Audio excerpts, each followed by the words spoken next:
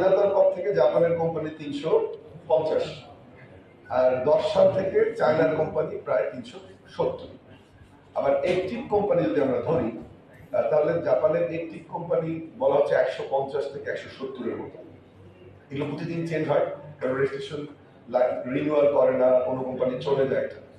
আর চায়নার active company 300-রও অধিক। আবার আমরা যদি চায়নার সাথে বাংলাদেশের যে টোটাল উন্নয়ন বা অবকাঠামোগত এনগেজমেন্ট দেখি, তাহলে 16 সালের পর থেকে আপনারা জানেন যে $28 বিলিয়ন একটা কমিটমেন্ট শি জিনপিং যখন আসে, তখন $28 বিলিয়ন একটা কমিটমেন্ট করা। আর যদি আমরা জাপানের সাথে দেখি, জাপান প্রায় আমাদের একেবারে স্বাধীনতা উত্তর বাংলাদেশে ঘোড়াশাল সার কারখানায় প্রথম, বা পাকিস্তান আমল থেকে শুরু হয়েছিল, প্রথম ইনভেস্ট করে এবং পরবর্তীতে সেই ইনভেস্টমেন্টটা কন্টিনিউ করে। কিন্তু এর মধ্যে কিন্তু চাইনিজ প্রজেক্টের যে গতি সেটা কিন্তু ছাড়িয়ে যাচ্ছে জাপানকে। তার মানে দ্রুত উন্নয়ন সহযোগীর মধ্যে যে গ্যাপ গত 10 বছরে এটা অনেক কমে এসছে। যদিও ভারতমুখিতা আওয়ামী লীগের ছিল, কিন্তু ভিতরে ভিতরে এই ঘটনাটা ঘটেছে।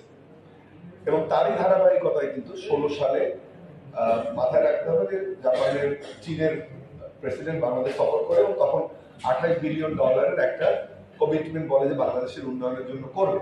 এবং মাত্র কিন্তু একটা পয়েন্টটা নোট করতে হলে $6 বিলিয়ন মতো ছাড় হয়েছে। এবং আমরা এখন আরো $4 বিলিয়ন প্রজেক্ট এটা নেগোসিয়েট করার চেষ্টা করছি। এবং সেই তাহলে কি হলো, 6 আর 4 10, আর কত থাকলো? আরো $18 বিলিয়ন আছে।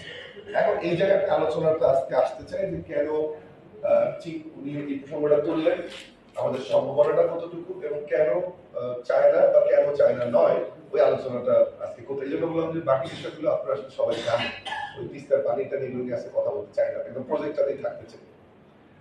তাহলে একটা উৎস বললাম যে আমাদের হাতে চায়নার সাথে প্রজেক্ট বাস্তবায়নের টাকা আসলে আছে। এরপরে আসলে সম্ভব আর একটা ডোনার কে হতে পারে, সেটা জাপান হতে পারে, যে আমাদের একটা সম্ভব ডোনার, এবং যাদের রেপুটেশন চায়নার চেয়ে প্রজেক্টের ক্ষেত্রে অনেক হাই।